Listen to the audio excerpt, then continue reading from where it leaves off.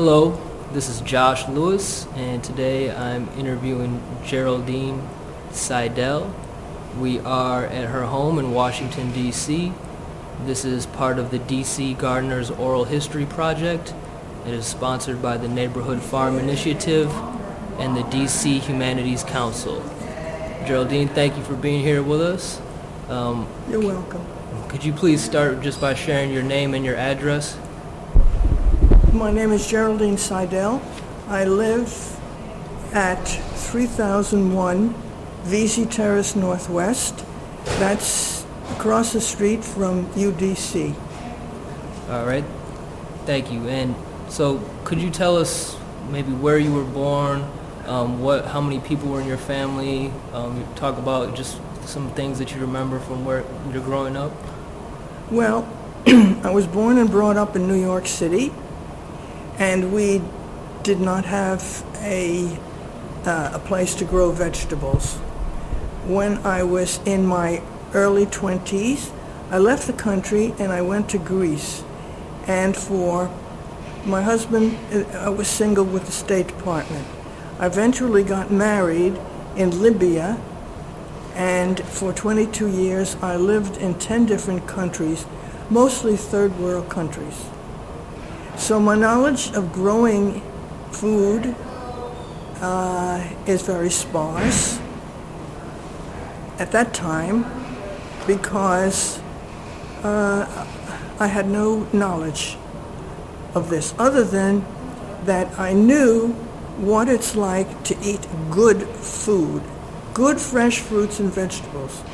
So after my husband died, I came to DC and I joined the Melvin Hazen Community Garden, and I got a plot.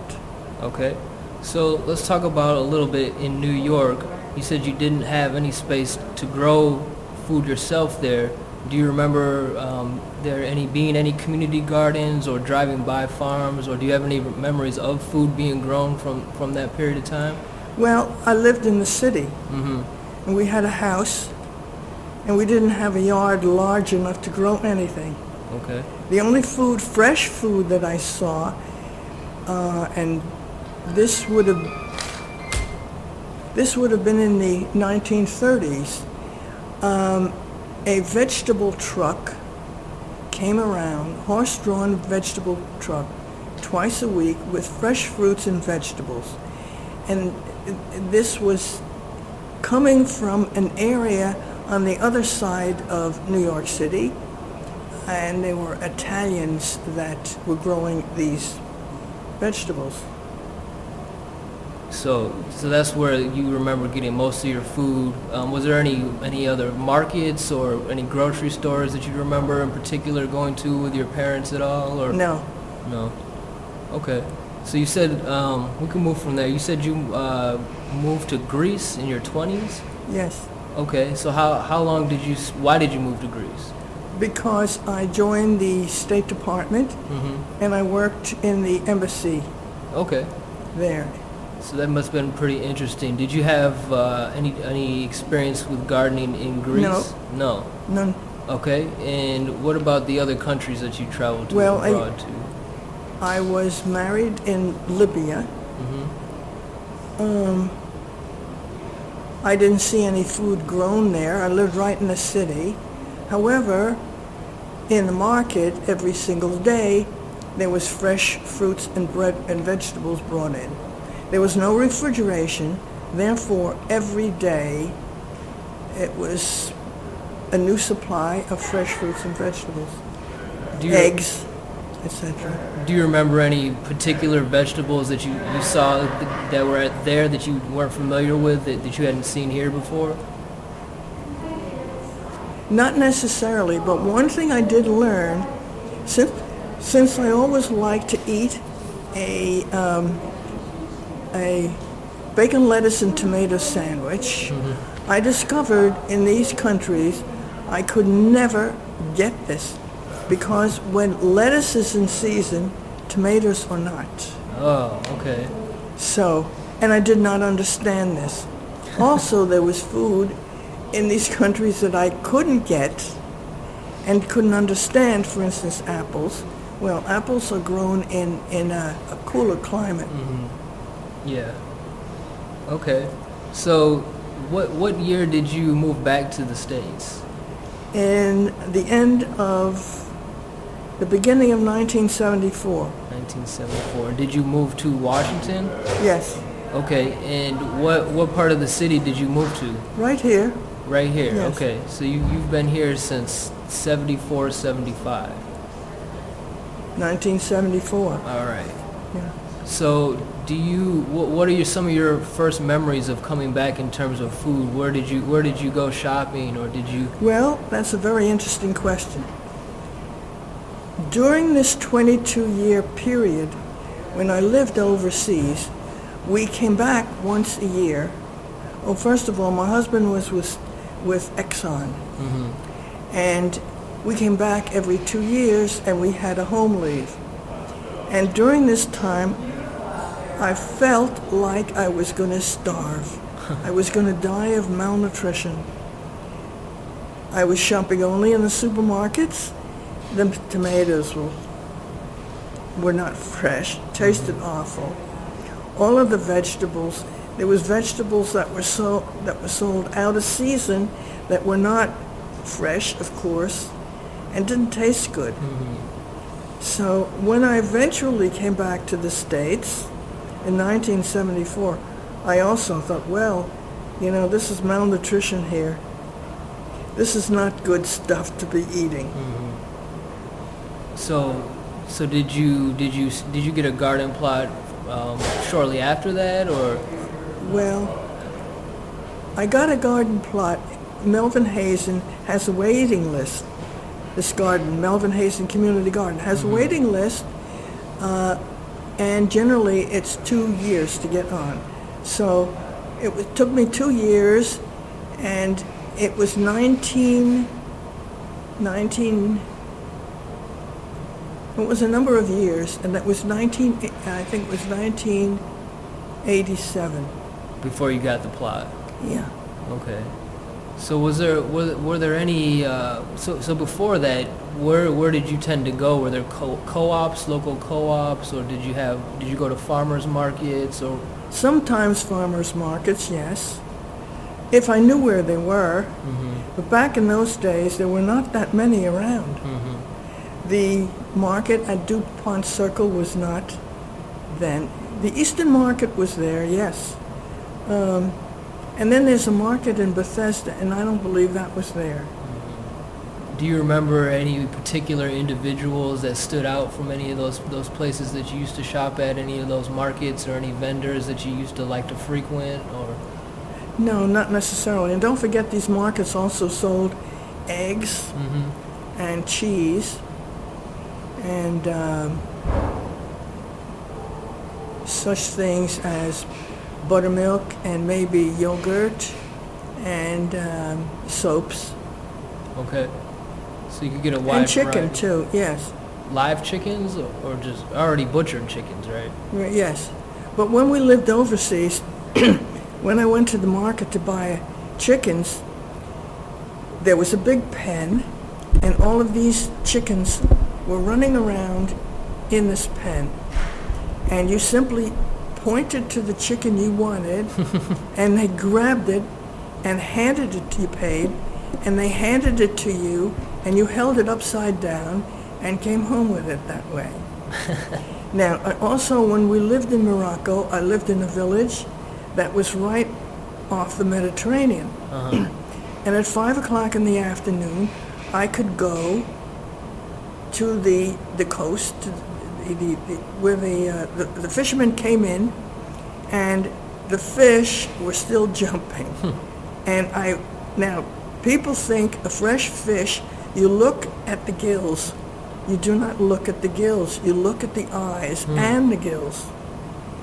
And you came home with a fish, and then we had a cook, and it was his responsibility to scale it. What do you look for in the eyes of the fish? Nice, clear eyes. No yellow, no. And the gills have to be bright red. Okay. So, All right. I also had, in Libya, I also had a young boy. This was an Arab. He was about 12 years old. And he came around every day, and he was selling eggs. Now, he was extremely beautiful, and I just loved him, but his eggs were, obviously they had no refrigeration, and these eggs were not, who knows, these were chickens that ran around, and who knows, when they may have sat on the eggs for a couple of days. Yeah. So I'd buy 18 eggs, and maybe I would have 2 eggs. And the rest there were some chickens, baby chickens inside. They were bloody. That was bad. Okay. So let's jump back to I think you said it was 1987. You get your first garden plot at Melvin Hayes, right? Yes. All right. So what do you remember about the first early days there? Were there a lot of other gardeners? How big was it? How did you have access to tools and water and things like that? Well, I have it all down here. Okay. Do you want me to repeat all this? I have it all down here. Yeah. If you don't mind, maybe talking about some of the things that stood out the most to you. Okay. Oh wow. And this is the plan of the garden. This is the original plan here. No. Originally, in World War II, before World War II, this was a parking lot. Okay. And World War II, they decided to make this a victory garden. So they dug up the pavement, etc., and the Park Service made it a victory garden, and they had only 3 rows. And each row, there were 15 plots. And each plot was 20 by 20. So therefore, there were only a total of 45 gardeners. Now, if you look at the garden plan, you'll see there are 4 rows. Yeah. That row that is next to Sedgwick Street was not in existence, and when they were doing the metro, they used that area and they dumped all of their junk in there. Oh. So that became now a garden, and of course those number the plots very irregular because the road turns. But the plots, the A, B, and C plots, obviously it's on a grid.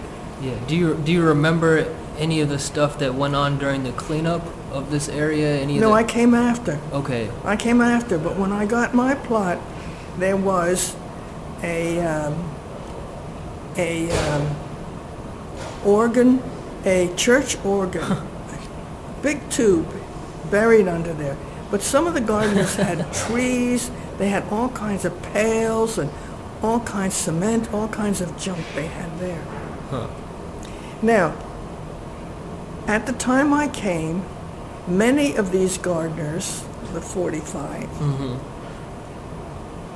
with the double plots 20 by 20, began to leave. So the garden decided, well, we'll make this bigger. So they divided the plots, the 20 by 20 plots, into 10 by 20. So that's why the numbers have to be screwed. There's a 14A and a B, and a 15A and a B, etc. Now, the garden, the water comes from the city, and there are hoses distributed throughout the garden. And has that been like that since you arrived? Yes. And there are tool sheds that were placed along the ravine side. That side is where the trees are. And there were toolboxes there. So everyone had access to the tools. Were they donated or? No, we bought some of the tools, and a lot of the gardeners had to buy their own tools. Okay. And then we needed more space, so and I was the president at this particular time. I bought with with our funds at Home Depot. I bought a what do you call that? Little tool shed? Big tool shed, and we had a contractor put it up, and then we painted it. So that keeps the hoses and the hose caddies and some of the big equipment in there. So when you first got your garden plot, was that was pretty much you were just kind of jumping into gardening for the first time? Yes. What made you? It was the quality of the food. You said it was what spurred I you had to some want to friends. grow? I had some friends, and I was interested in this, but I knew absolutely nothing. And the gardeners around me, they were very, very nice, but I didn't know what to ask, so I did everything wrong at the beginning. What were some of the mistakes you remember that you made? One of the mistakes I made was I decided, well, I got to fertilize. I hadn't planted anything. I had to fertilize the soil. So I bought a big bag of 10-10-10 and probably put it in January or February.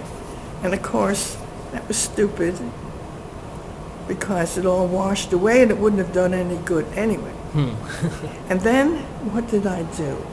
Oh, and I bought the wrong kind of tomato seeds. And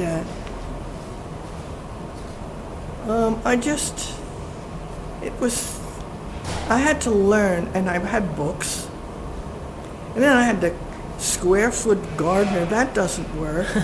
And then I got Rodale, I got their magazine.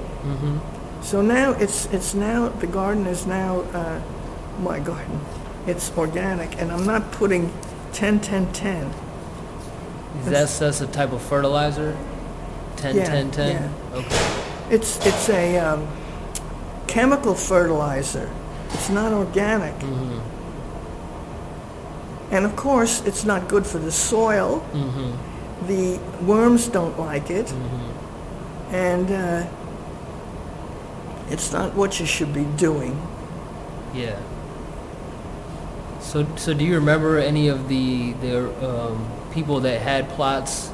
Maybe some of them that might have been even older than you, or some of the people that... Oh yes, they were a lot older. Yeah, do you remember any of their names, or have any stories that you remember about them, or... Well, I don't know what stories to say. That's okay. Do you remember any of their these names? people have moved away or they've died. It's a long time. Some of these people were already in their 70s. Yeah. So they left, and of course the plots were divided. But anything that I learned, I had to learn from books. Okay. And I had lots and lots of this around. And I also bought some. You couldn't find anything good in the libraries. It was interesting. So I have to buy these books. So when you got from Rodale. Rodale had a good selection. What's Rodale? Rodale Publishing Company. Oh, okay. Yeah. All right. They publish books, but it's organic. Okay. So when you got there, it sounded like at first you were not trying organic methods, and then you kind of shifted towards that. Is that? Well, I learned very, very soon. Yeah. That you don't put that fertilizer in. So I didn't need any fertilizer in the soil. Yeah. I didn't put any fertilizer. I learned very quickly that anything that comes out of the earth has to be put back in the earth. So all of my weeds were buried, and all of my vegetables that had finished, for instance, zucchini, etc., I simply chopped it up and buried it. That feeds your soil. How what was the other gardeners' approach when you started? Were there a lot of people using fertilizers? I never asked them. I never asked them. Okay. And they don't like to be asked either. Okay. Some people just go out there and they want peace of mind. They don't want to be bothered. And it's very interesting that a lot of the people I've met over the years have some kind of mental issues. And what they go to, or they've got issues, and they go to a counselor or whatnot, and the counselor says, well, you know, it's one of two things you can do. Is take up art or take up gardening. So, okay. So we had a lot of gardeners in there. So also, I don't know when to cut this out, over the years, lots of gay men. Now, they are in relationships, but the significant other doesn't necessarily want to garden. But all of them have been very friendly, very clean, and very serious gardeners. They know what they're doing. All right. Yeah. So that sounds like a positive thing. Yeah, very, very positive. All right. So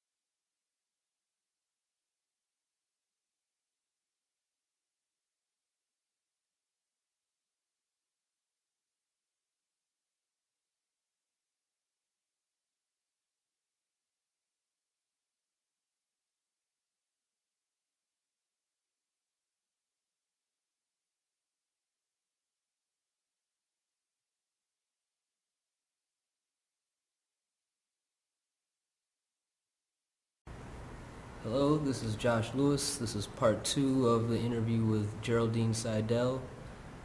Thanks, Geraldine, for coming back after the technical difficulties. So before in the previous interview, we talked about growing up in New York. We talked about traveling abroad. I know you said Greece and Libya. You told us a few stories about that. North Africa. Mm-hmm.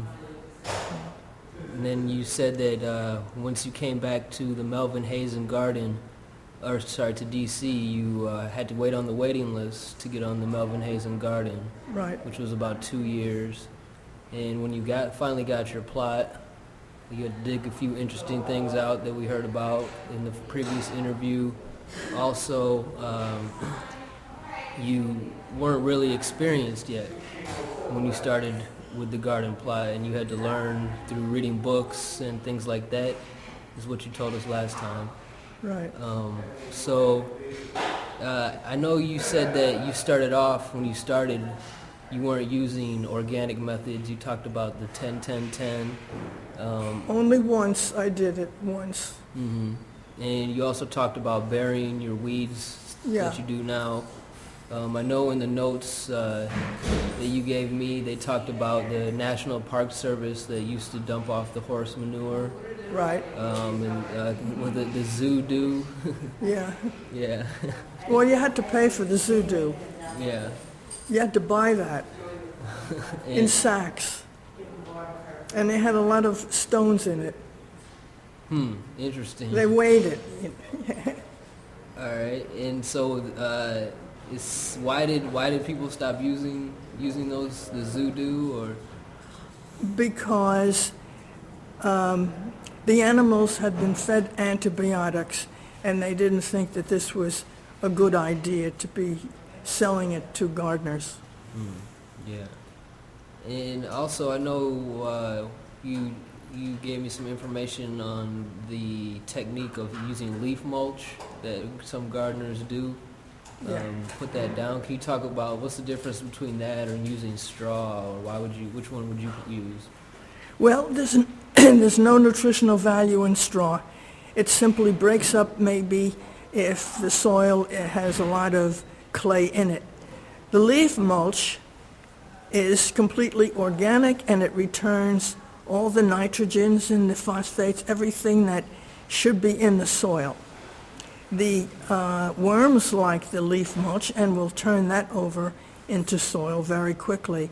The straw just stays down there. It takes a long time to decompose, and there's no nitrogen in it. So, is there a particular? Do people buy that on their own, or do they buy that as a group at the garden, or? No, there's no such thing as buying it as a group. The straw, some people like the straw because there's less work, and it comes in bales, and it's easy, if you've got a lot of money, to spend $15 or $20 on a bale of straw. Whereas if you want the leaf mulch, you have to go over to places.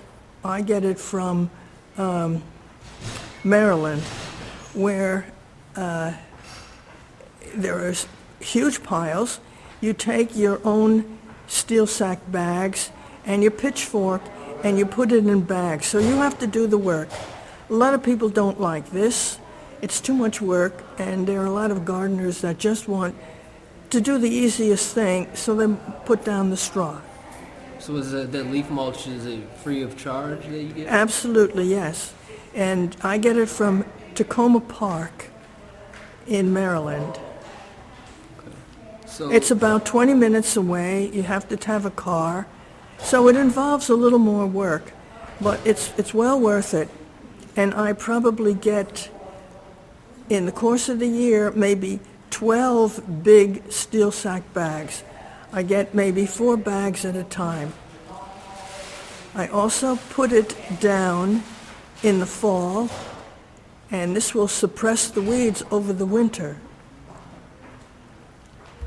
So in addition to the leaf mulch and the other organic soil improvement techniques, You also have kind of the only one program I've heard of so far in terms of the beneficial insects. Do you want to tell us about that, how it started, and why it's important? Yes, but before, more on the what you can add to the soil. I also do not tear out all my dead vegetables at the end of the year. I simply bury them because what has come out of the garden, what has come out of the soil should be replaced to the soil. The same as when the trees drop their leaves, the leaves decompose and they're returned into the soil. Also, I have a composter, so I compost all of my vegetable peelings, etc., bring them to the garden, put them in the composter, and I have billions and billions of worms and other little organisms that are turning this over into black gold is what we call it, and the worms also deliver their castings, which is, this is their, the castings, what do you call the castings? Worm droppings? Worm droppings. And this is very, very high in nitrogen. So this is a soil amendment, very important. So have you ever added worms or brought in introduced worms? No, you don't have to do that because the composter sits on the ground and it does not have a bottom to it. So the worms find the soil and then they work go from the inside underneath. So there's always billions of these. So do you think that you've been able to increase the amount of usable soil on your plot after using those techniques over a period of years? Or? Yes, because my soil, my plot is maybe a foot or maybe a foot and a half raised over the gardeners nearby. It's entirely raised. Wow. On the beneficial insects, we initiated this program, I don't remember the year, and I was the one responsible for researching it to find out what insects we needed in the garden that would be beneficial, and also when they should be released. Because if they're released too early, they will do no good. If they're released after the pest insect has gotten established, well, then there is a problem. So what did you start out with the same? What kinds of insects did you have? Was there a trial period that you brought in stuff and they didn't work or things? No, there was no, well, not exactly. Initially we had, first of all, the praying mantis is a very good insect that will eat all of the pest insects. The trouble with it is that it eats all the insects. So it will eat the beneficials as well as the pest insects. So that's ruled out. And then there is the ladybug. Well, you can buy ladybugs and you can release them in the garden. The trouble is that these ladybugs are harvested from the west. They're the Sierra Madre mountains, and they're not our native ladybugs. And so what happens is, as soon as they're released, they mate, and then they fly back to where they are. So we have our own ladybugs. So do you get ladybugs from a more local? No, we don't need to buy any ladybugs. Okay. If you keep away, if you do not put down pesticides, insecticides, then you will have a population of our native ladybugs, plus a population of other important bugs that deal with the pest insects. For instance, the assassin bug is on the ground. There are many, many spiders that will eat the pest insects. Also, we have trees nearby, and there are many beneficial insects in these trees that are native to this area, and they will inhabit our garden if we keep out the pesticides. So nobody is allowed to put any kind of pesticides in the garden. And when I was in charge of this, if anybody did this, their plot was terminated.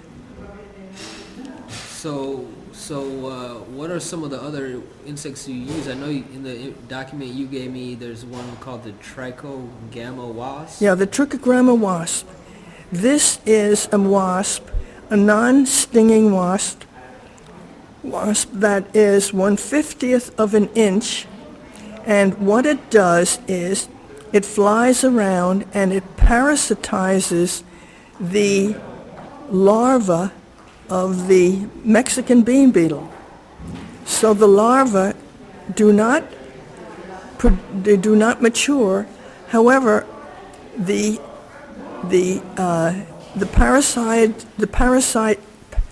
parasitized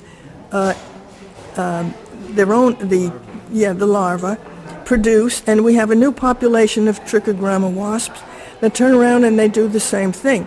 So eventually we can control the Mexican bean beetle this way. We also release lacewings, and they do the same thing. And these insects that we release, the adults themselves do not eat the pest insects. What they eat is they're eating the pollen on our flowers, so it's important, and some of our plants. So it's important that we grow a lot of the plants that will harbor these beneficial insects. So where do you order these insects from? Well, there are special botanical places that you can order them, and one of them was Insects Alive, I think, but I don't know whether that's gone out of business. You can get them through the Maryland, what is it, the Maryland, agricultural. And we also find out from them exactly when these pest insects are emerging, because every year, depending upon the climate, they will emerge. You want to stop? They emerge at different times. So I would get a call saying, well, the Mexican bean beetle has arrived in Virginia. And so then I know this is the time now that we shall order these pedio wasps. Is that because they generally come from Virginia towards... Yes, okay. Going north.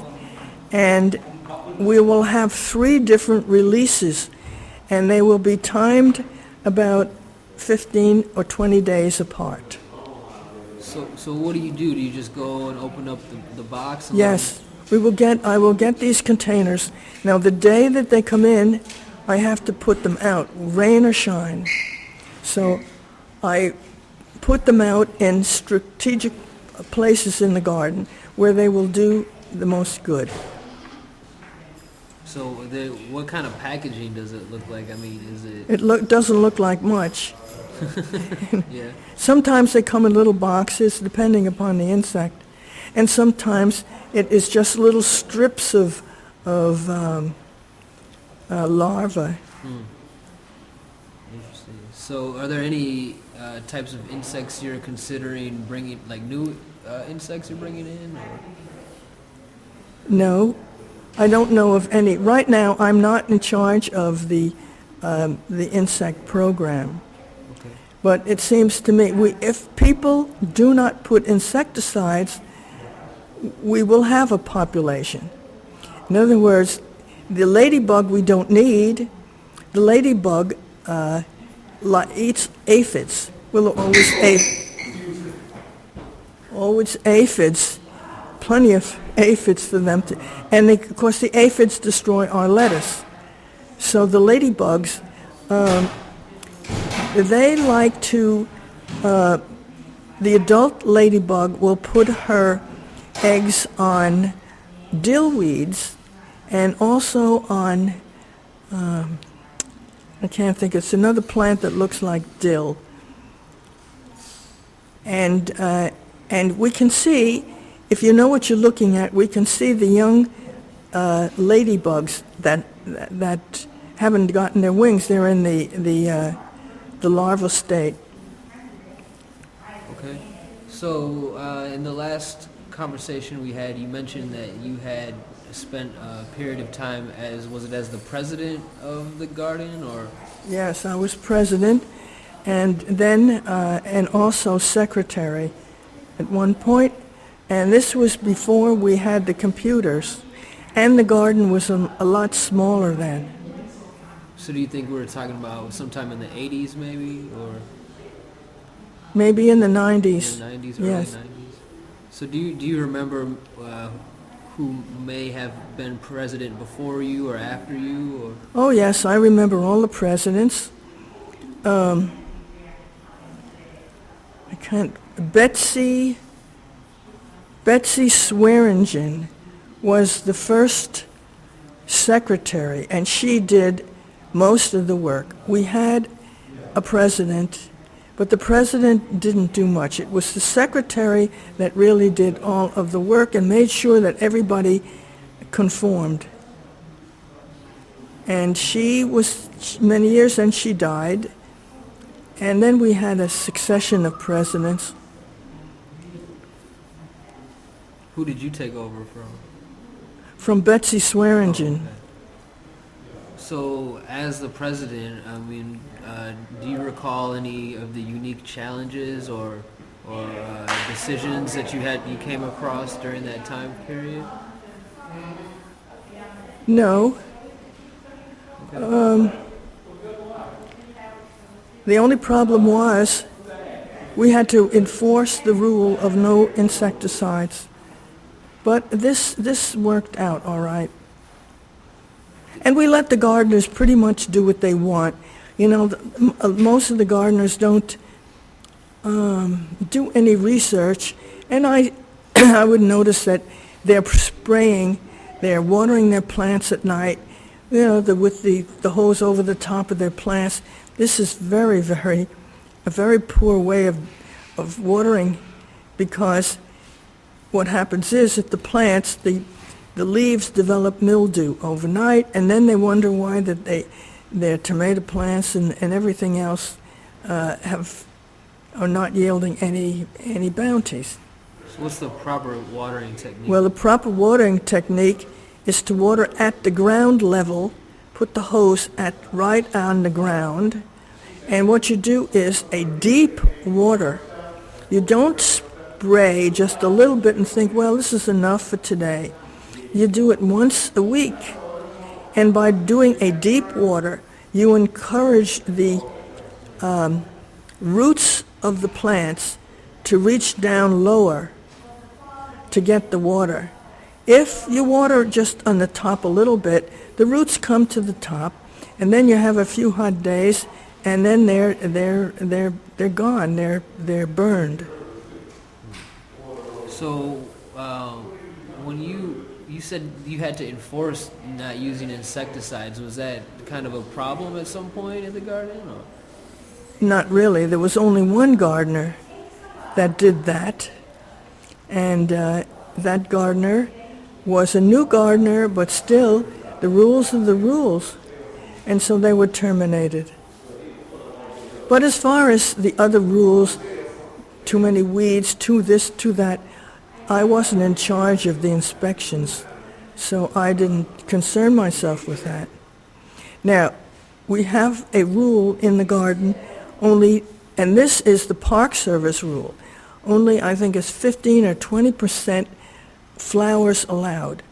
Well, I said when I was president, and I have said ever since, forget about that rule, because many of these flowers contain the pollen, and we have bees in there that are pollinating, and we need the bees to pollinate the cucumbers and all the various kinds of squash. So without the flowers, we're not going to have the bees. And also, the insects that the beneficial insects that we buy, as I said, the adults do not eat the pest insects. What they're eating is the pollen on the flowers, so we need the pollen. Yeah. So when over the time period that you've been at the Melvin Hazen Garden, what I mean, we talked just briefly about demographics before, but I mean, is there any change in terms of like age, or like is there more single people than families now, or has there been much of a difference that you've noticed? No, there's always a general mix, and we have young people and we have them all ages. And we have some gardeners that they come in and they're very knowledgeable, and we have other gardeners that have been there for years and they're still not very knowledgeable. But as long as they maintain their plots, there's nothing we can do about that. So I've been in D.C. only a few years, but the weather seems to be pretty erratic, and it's just the summers haven't really been very consistent. I mean, we've had lots of rain at times, and last year was really hot and dry. I mean, how does that compare to your experience overall in terms of, have you noticed is it hotter, or does the seasons last any shorter or longer, or how do you feel about any of that? Well, we can't change the weather patterns. I would say our worst enemy in the garden are gardeners that do not clean up at the end of the season, or they leave their spent vegetables there on the ground. And this encourages the pest insects to winter over. So I've noticed over the years we will have an increased population of pest insects. Now, there's nothing we can do about that. The plots now are much smaller, so we have more gardeners, and we have obviously different styles of gardening. And we can't tell people, look, you got to clean up this, the pest insects are going to be in that pile. So I would say that's the worst. As far as the seasons, there have been some years we've had good tomato season, and some years we've had good pepper season, and the same goes. Sometimes it's bad. So also the tomato season depends on the type of tomatoes you put in and when you put them in, and how you care for them once they get in there. What type of is so particular about tomatoes? I mean, what kind of common mistakes do you see people making other than the watering? Well, I think I mentioned before that everybody thinks they've got to buy heirlooms. They really don't know what heirlooms are. Heirlooms are just simply tomatoes that we had years ago, and the farmers collected their seeds from the previous year. The tomatoes that are hybrids are bred specially to control certain diseases. The heirlooms have no disease control. They're not, they don't have the protection of these controls that the hybrids have. The hybrids also will produce more tomatoes per vine. The heirlooms require more space, and they produce fewer tomatoes. Now, these are very good for farmers that have vast acreage, but in these little plots, it's rather foolish to put in heirloom tomatoes. A vine takes up 4 feet, and if you get 3 tomatoes on it and the squirrels take off 2 of them, it's kind of a waste. So you were talking before about reading lots of different books and things. Are there any recommendations of any books that you would have for any beginning or intermediate gardeners, or any titles that you really remember? No, I don't have any special books. I would say that the best thing, if you're going to put in tomatoes, you go on the web and you look up tips on growing tomatoes. If you're going to do peppers, you do the same thing. And it'll also, and if you want to put in, let's say, arugula, it'll tell you what seasons and what to do. So it's all right there in the web. You don't have to read a book today. So, with all the food that you're growing, what type of do you make any? How do you usually prepare your food? Do you eat a lot of salads? Do you have any special dishes you make seasonally with certain foods, or what do you like to do? Well, depending upon the season will determine what I'm growing. In the heat of the summer, you can't do lettuce. So your salads will be tomatoes and onions and peppers. And I eat whatever I grow, and a lot of things I might make into soup and I freeze. There are also ways of doing tomatoes so that you can also freeze them, or you can can them. And you can do the same with peppers. So, and of course, but the biggest thing is to know when to put the plants, when to plant. Now, we also have a bulletin board out there that not too many people bother to look at.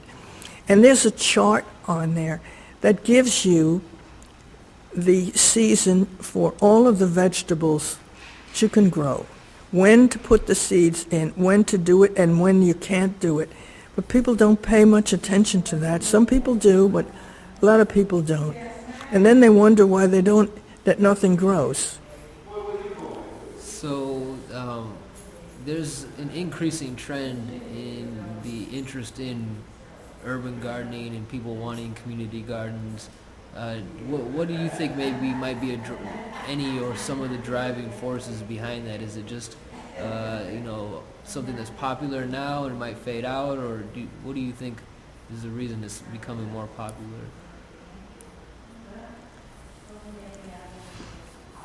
I think people are becoming more knowledgeable about and more concerned with the food that they're eating. And maybe a lot of people are more concerned about their weight. I noticed, too, that farm markets are very, very popular. And a lot of people that don't garden at all, and even some of the gardeners go to these farm markets. I see them. And I wish we had more farm markets around. Which ones do you go to? Which farmers markets? Well, there are about 4 of them in the area. But the one I like the best is on Saturday morning. And this is, since I live at Van Ness on Connecticut Avenue, this is right across the street at UDC. And we have local farmers and local people that are also cooking things and also bread making. But the farmers come from Virginia. And most of them, I would say, are Latinos, and some of them, well, they could be anything. But these prices are very reasonable. Some of the other farm markets that come into the area, the farmers come, the produce is brought in from Pennsylvania. They're very, very good, but they're a little more pricey. And then there is the DuPont Circle one on Sunday. And that's very, very large. You can get everything there. But it's more expensive. But when you consider that the farmer really never gets rich, you know that you're going to pay more than you would pay in the supermarket. But you're going to get something that is a higher quality. Do you find a wide selection of organic produce at these markets, or does that affect the price difference that you're seeing at all, or are they mostly the same? I don't know what you call organic. In the first place, all apples are sprayed with rotenone. Rotenone is an organic pesticide. So when you say organic, it means nothing to me. Agent Orange, which was sprayed in the Vietnam War, is made from an organic material. So it's organic, but still it kills. If you get bitten by a rattlesnake and you die, you've had an organic bite. So organic doesn't mean anything. So I don't know why people have to worry about this is organic, this is not organic, etc. First of all, lettuce, nobody sprays lettuce anyway. And tomatoes, nobody sprays tomatoes. So they're fine. And when it comes to bananas, the banana is pollinated by the bat. Well, any bat, if you sprayed bananas, the bats would never come back to pollinate and you wouldn't have any more bananas. So I don't really know, when people talk organic, they really don't know what they're talking about. Also, water is inorganic. So in terms of that point, in relating that back to the Melvin Hazen Garden, so is the reason for no insecticides, no pesticides, more about the actual success of the crop, the actual output, or it doesn't seem like it's, from what you're saying now, that it's necessarily about consumption health? Did that make sense? First of all, we do not have an organic garden. People are allowed, if they want to put down 10-10-10, which is a chemical fertilizer in their plots, we don't control that. That will destroy their own soil. But it hasn't anything to do with killing insects. In other words, we don't, and I see people out there that might want to put Miracle Grow on their soil. Well, Miracle Grow, the worms don't like it. So what you're doing is that you're defeating, you're making poor soil. So we can't say this is an organic garden. We say that it is pesticide free. So, do you have any type of vision for the future of Melvin Hazen? Are there goals or things you'd like to see the garden accomplish, or do you think it's just kind of doing what it's capable of doing, and just want to see it maintained from here, or how do you see the garden moving forward? Well, the way it will move forward will it depends on the people, the directors, the people that are in charge. But don't forget, these people are volunteers, and they're not paid. And two, they don't pass a test to see whether they are knowledgeable, that they're state-of-the-art gardeners. So, and they have their own problems. So I don't see, it can't change. It's doing nothing. We can't force people to do things that they don't want to do. So in terms of, since the popularity of gardening is increasing, and you being a very knowledgeable gardener and experienced, what type of advice or recommendation would you give to people who are considering, getting started with their own either home garden or in a community garden? I don't give anybody advice. When they come to me with questions, then I give them the answers if I know them. And they can find out everything. A lot of people come and they want to know what this bug is or what that bug. Well, you have to do a lot of research. You have to have a background in entomology to know what these bugs are. But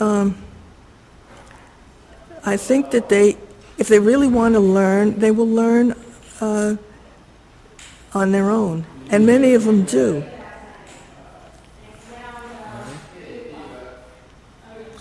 Particularly the younger gardeners. Do you think that's related to what you were saying in terms of the internet and how easy it is to really just find that information out now? I think so too. But also that young people don't have a lot of time to spend out in the garden. So if you're going to grow something, you want to find out what is the best method, what is the best thing to be growing, because you don't want to spend all this energy on something that is not going to work out. So generally the first year they learned that you can't do heirloom tomatoes in the garden. The second year they know better what to get. And they also know when to buy these plants. And this is a big problem because tomatoes should not be, and peppers should not go into the garden until Mother's Day, which is in May. However, when you have some hot weather in April, the people flock to Johnson, so the growers, and say, well, where are the tomato plants? Well, Johnson doesn't have, these growers, they don't have any interest in putting it out at the right time. So what they do is they bring out these plants, the people buy them, and then they die, and then they go back and buy some more. So Johnson hasn't lost anything, but the people will learn in time that the later you put things out, the better. Certainly one of the things is eggplant doesn't go out until June. Well, they bring out those plants at Johnson's in April. Well, of course, they all die in the garden, and people say, well, I can't grow eggplant. So research is important. Yeah. All right. So we've covered a lot of stuff. Are there anything in particular that questions I didn't hit on that you thought were important that you wanted to let people aware of, or? No, just like I wish we had more of these gardens, but that's difficult in D.C. Have you visited any of the other? Yes, I've visited all of the ones, the Park Service, and I think there were 8 of them, and each one is run entirely different. Some of them are a lot larger. And then there are, I think I know of 2 of them that are just city gardens, D.C. gardens. Of course, that's not controlled by the Park Service. Yeah, the Mamie D. Lee Garden where I'm at is a National Park Service garden at Fort Totten. So, all right. Well, I think I'm about out of questions. Are you out of information? Yeah. All right. Well, we can wrap up part 2 here. Again, we want to really thank Geraldine for making such an effort to get back with us, and thank you everyone that's listening. That will conclude the interview.